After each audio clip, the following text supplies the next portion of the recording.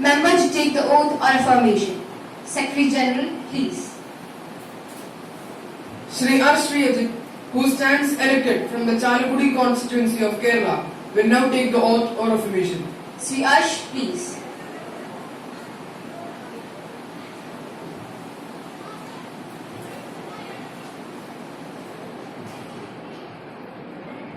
Sir, would you like to take the oath or affirmation? Oath, please. In which language would you like to take the oath?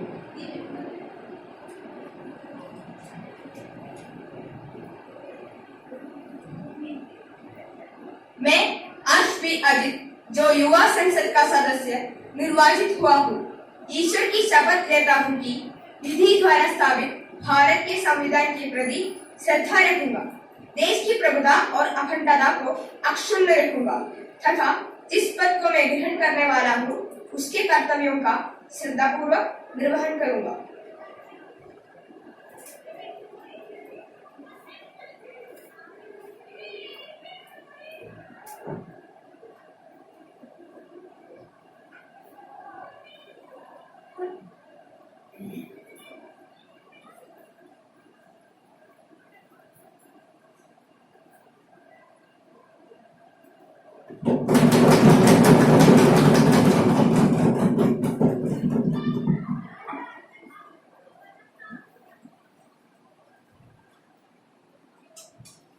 Honorable members, today, with great sadness, I announce the demise of Mr. Mulayam Singh Yadav. He was a long-time parliamentary. He was the 21st Defence Minister of India, 15th Chief Minister of Uttar Pradesh, and also the founder of Samajwadi Party. He has served as an MLA of Uttar Pradesh for 10 years and also as a respected Member of Parliament for 7 years. I deeply condole the passing away of Mr. Mulayam Singh Yadav.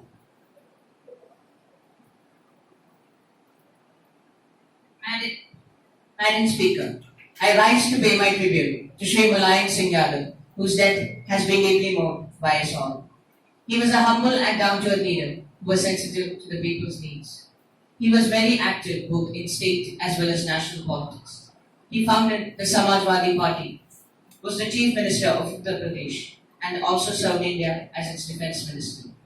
He dedicated his life towards popularizing the ideals of Jayaprakash Narayan and Ram Manohar Lohiya. His demise pains me a lot. I convey my condolences to his family and to his lakhs of supporters. Om Shanti. Madam, I associate myself with the tributes paid by you and the Leader of Parliament. I had the privilege to work with Shri Mulayam Singh Yadav as a colleague. He was a person, because of his lovable nature, never annoyed anyone and had a smiley face and was an open-hearted person. We have lost a very good social worker, political leader, and an eminent public figure in him. I would like to associate myself and my party in sending our condolences to the bereaved family. The House may stand in silence for a while to express our deep sorrow.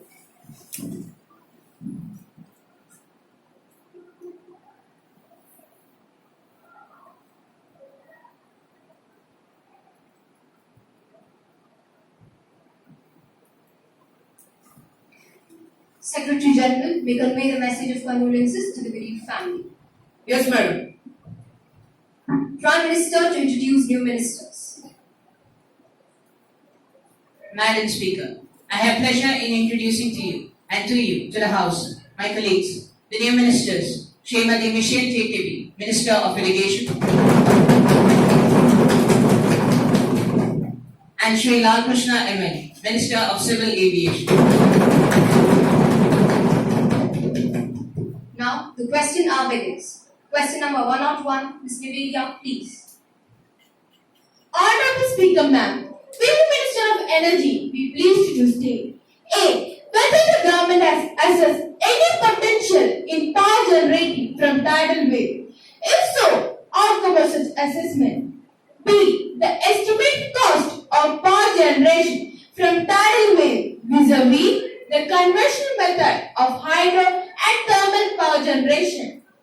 C. whether the government has formulated any plan to set up tidal power station in Gulf of Kutch? If so, whether such plans are to be set up in other places like Bay of Bengal, etc. If so, the details thereof. Shreya, please. Madam Speaker, the Central Electricity Authority has undertaken studies and investigation to assess the techno-economic feasibility of a tidal power projected in the Gulf of Kutch, which envisages an installed capacity of about 900 megawatt. There is no proposal at present to set up a tidal power generation at the proposed project in the Gulf of Kutch and any other location. It is estimated that the cost of the tidal power generation at the proposed project in the Gulf of Kutch will be about 85 paise per unit.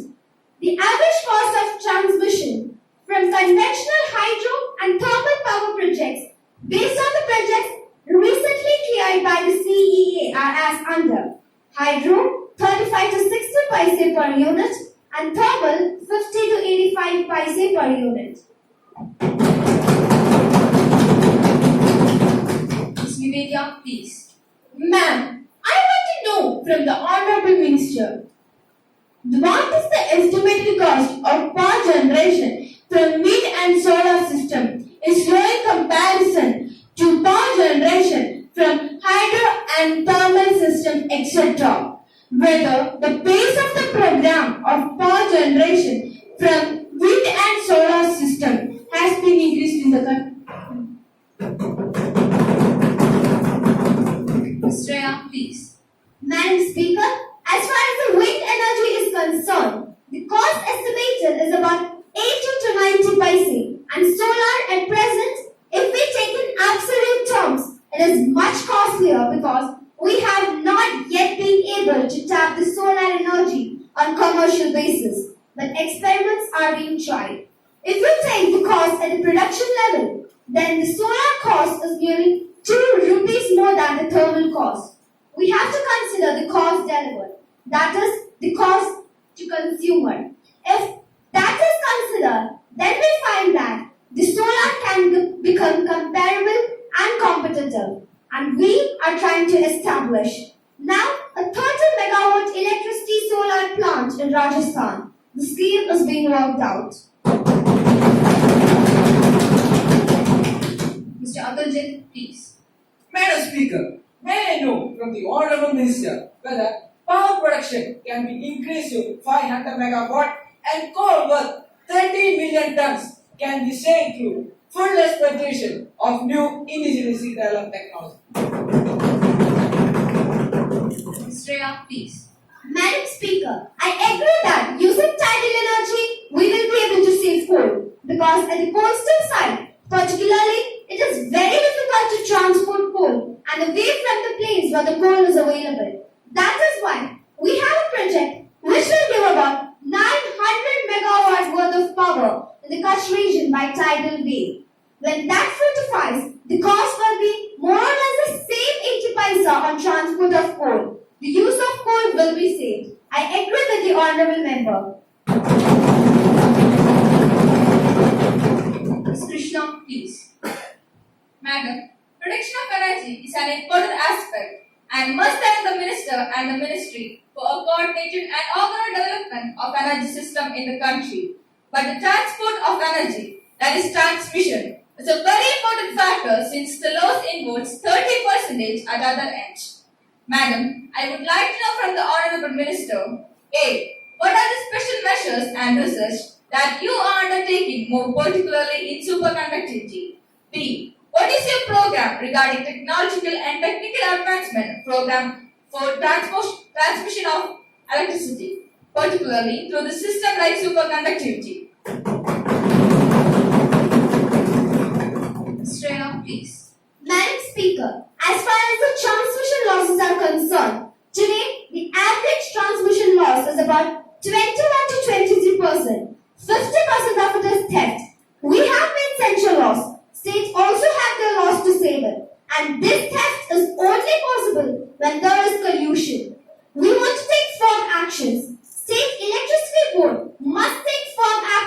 about this matter.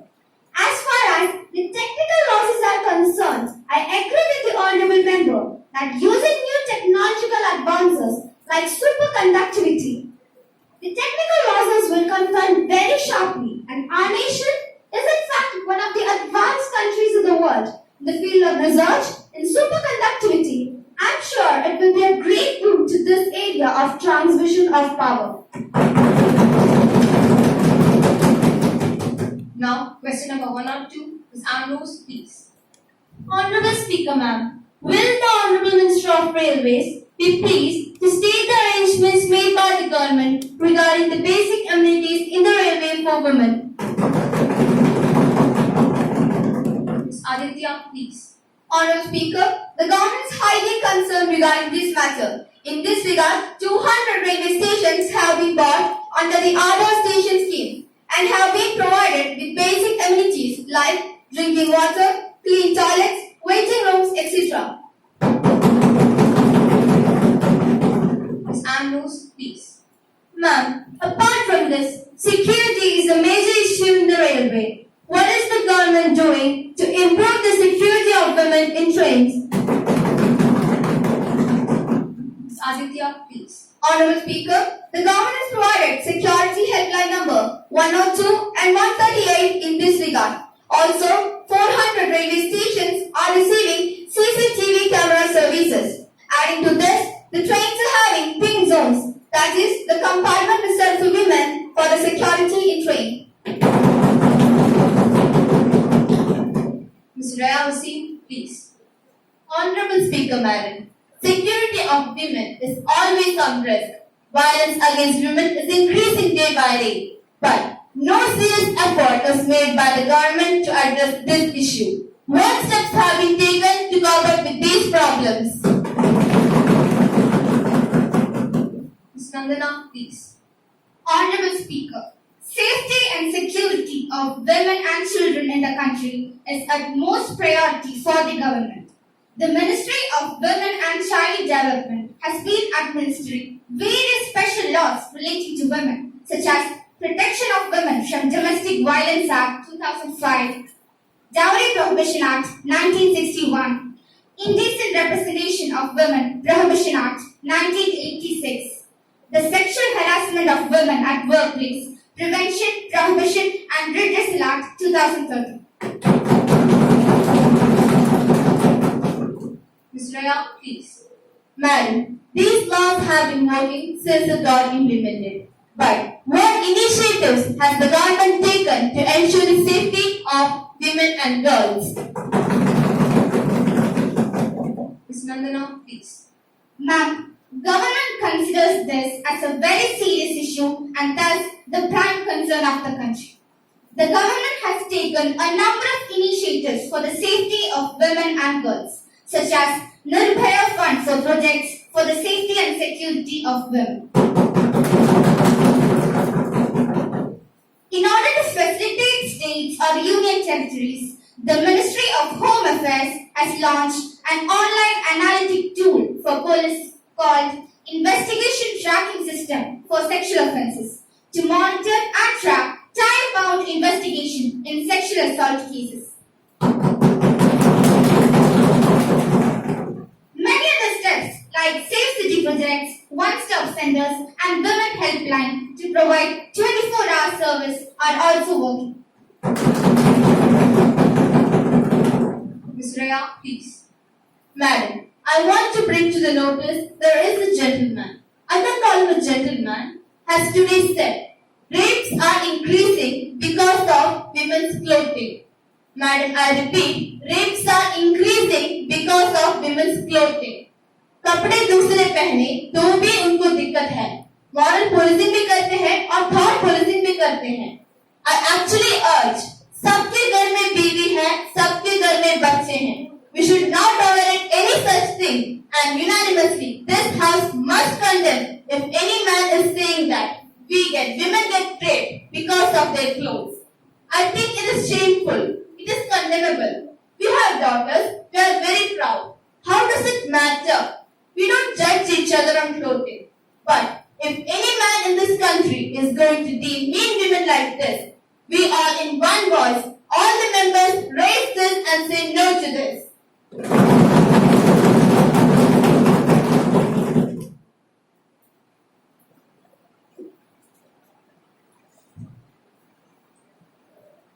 महोदय, कृपया कोई और प्रश्न नहीं। महोदय, Mukherjee commission की सिफारिशों पर टिप्पणी करते समय दिल्ली के एक समाचार पत्र ने बड़े गंभीर रूप से विशेषाधिकार भंग किया है। समाचार पत्र ने बेईमानी के उद्देश्यों का आरोप लगाया है। इसलिए मैं आपसे विनती करती हूँ कि मुझे ये मुद्दा उठाने दीजिए। कुमारी मेलवी, क्या आपने इस संबंध में पहले नोटिस दिया है? आप समाचार पत्र की कटिंग के साथ उपयुक्त इस प्रकार प्रश्न नहीं उठा सकती हैं। महोदय, आज प्रातः 10 बजे मैंने इसका नोटिस दिया था। इसकी जांच की जाएगी और जब वह मेरे पास आएगा मैं इस पर विचार करूंगा और आपको अपना निर्णय बता दूंगा। धन्यवाद महोदय। अब सभा पटल पर पत्र रखे जाएंगे। Honourable minister of steel and mines. Sir, I beg to lay on the table a copy each of the following notifications under subsection 1 of section 28 of the Mines and Minerals Regulation and Development Act 1957. First, the Mineral Concession Third Amendment Rules 1987 published in Notification Number GSR 1002E in the Gazette of India dated 21st October 2022.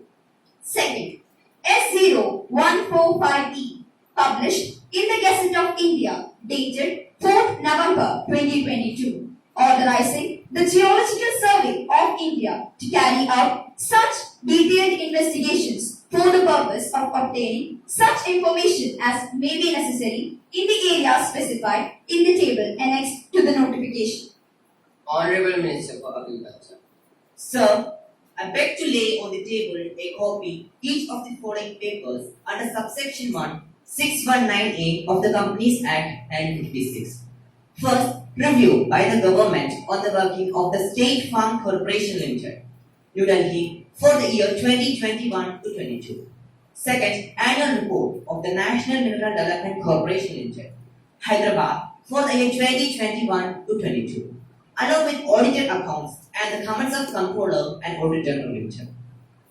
Honorable Minister for Urban Development. Sir, I beg to lay on the table a copy each of the following papers under subsection 619A of Companies Act 1956. Review by the government on the working of National Mineral Corporation Development Limited, Hyderabad, on the year 2021 to 22.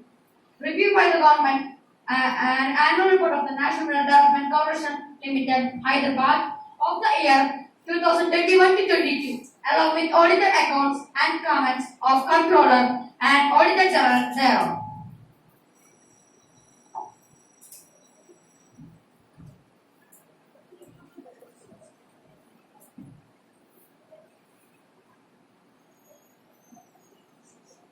Secretary to report message from the upper chamber of Youth Parliament.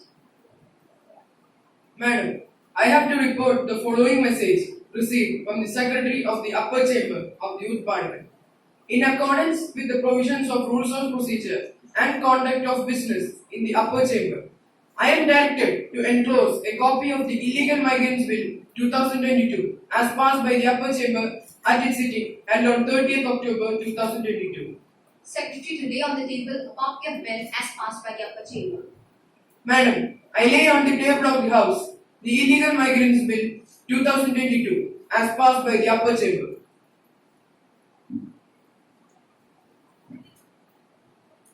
Honorable members, I have to make an announcement.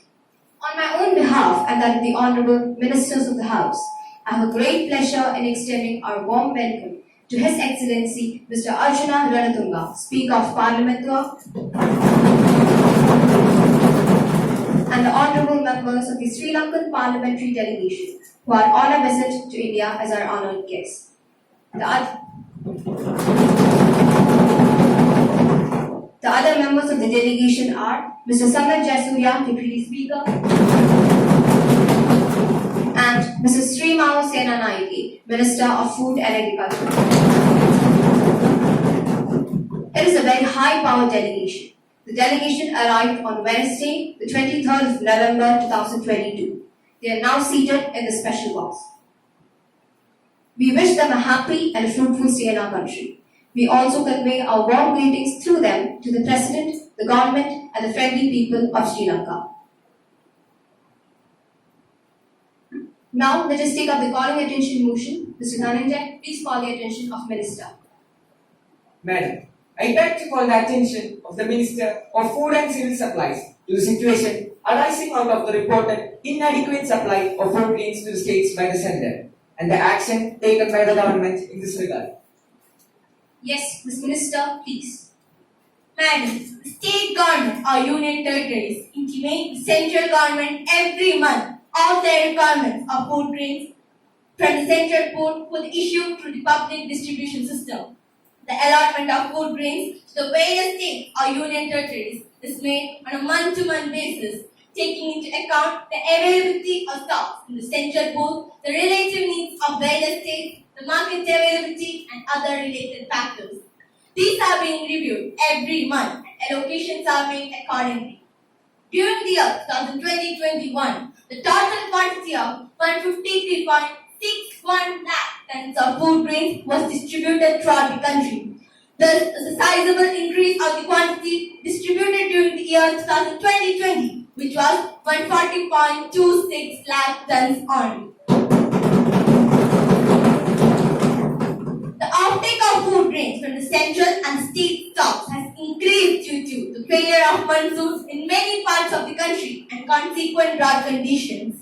Government have been able to meet increased requirements of the public distribution system out of the stocks that have been built up by the government in accordance with the policy followed by the government during the past 7 years.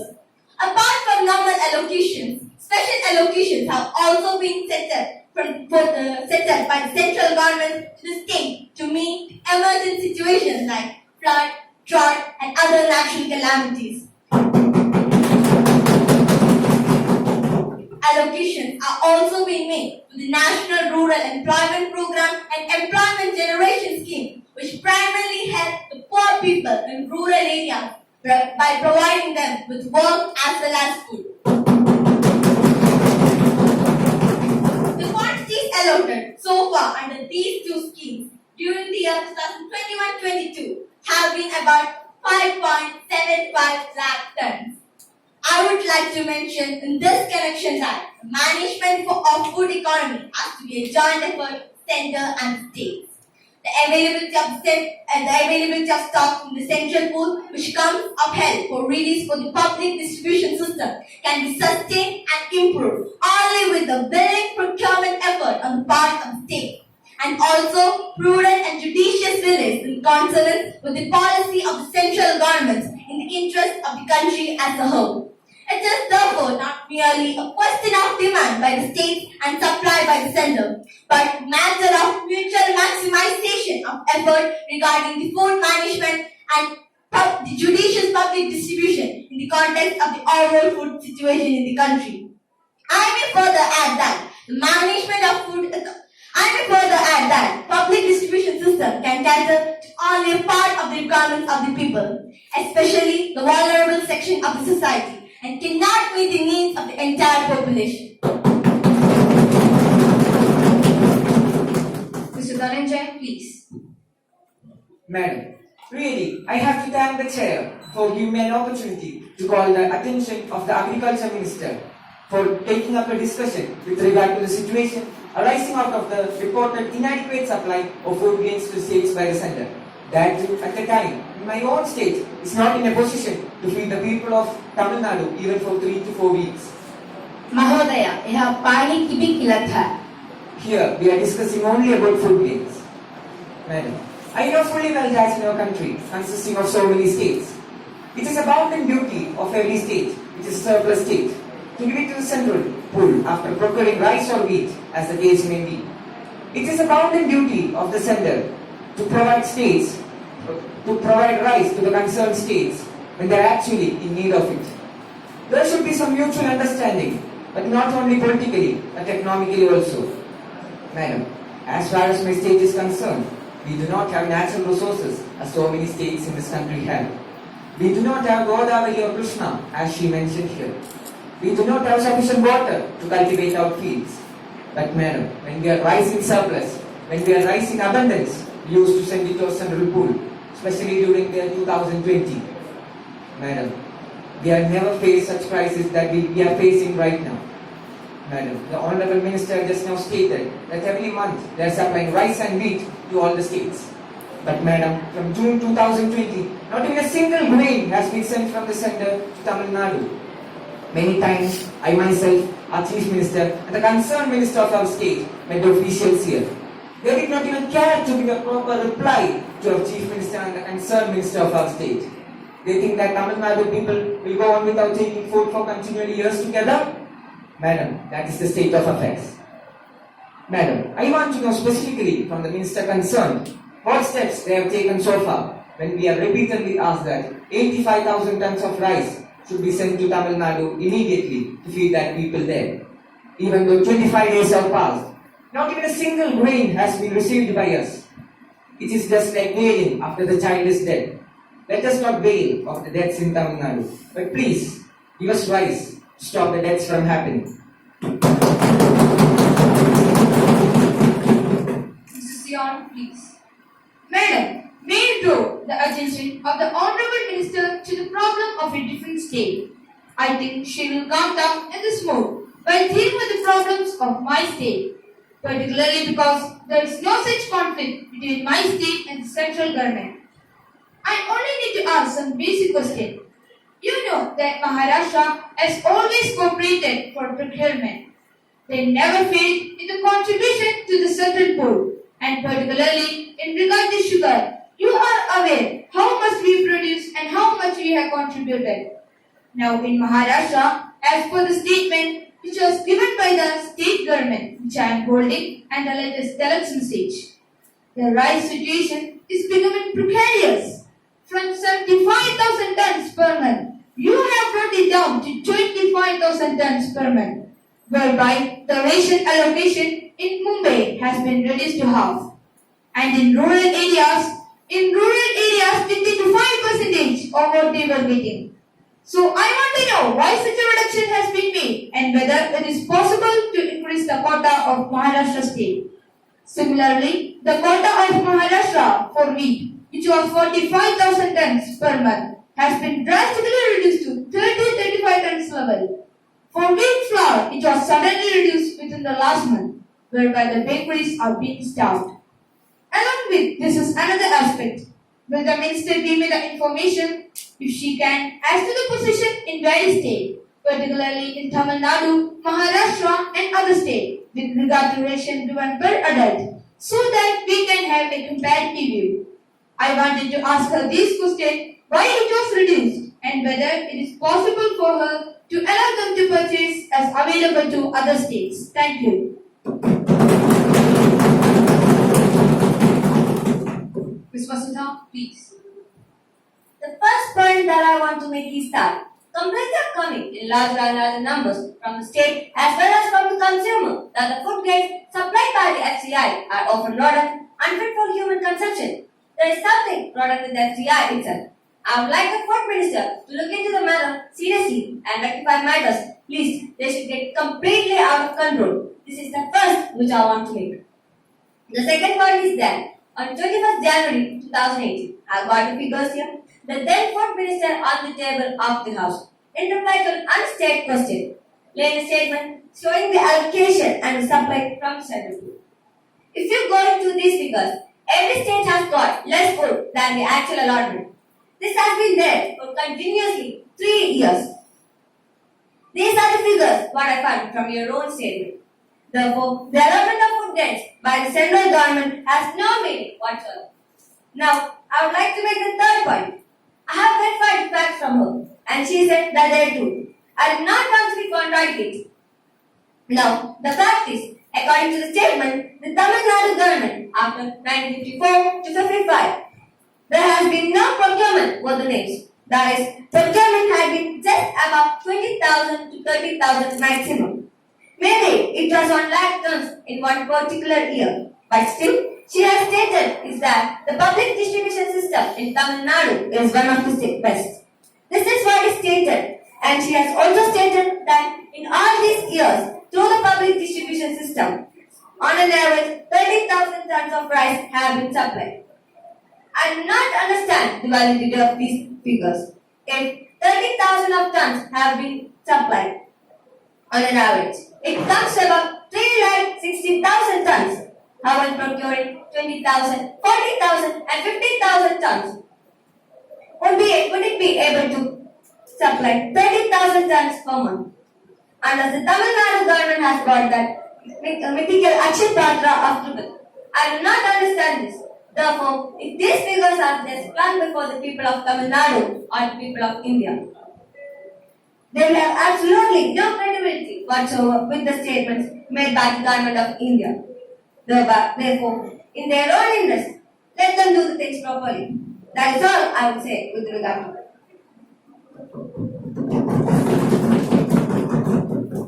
Ms. Surya, please. Deficit states as far as food, especially rice, is concerned. The food situation is so grave in Kerala that it now threatens into the collapse of public distribution system.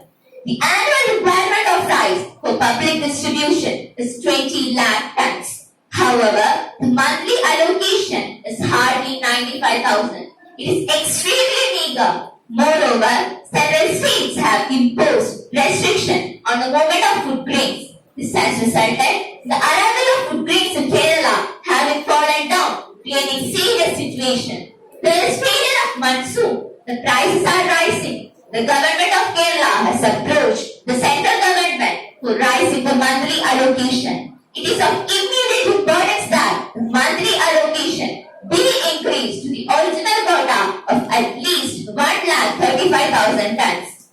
Further, the Civil Supplies Corporation has to buy rice from surplus states for the requirement consumers outside the statutory rationing system.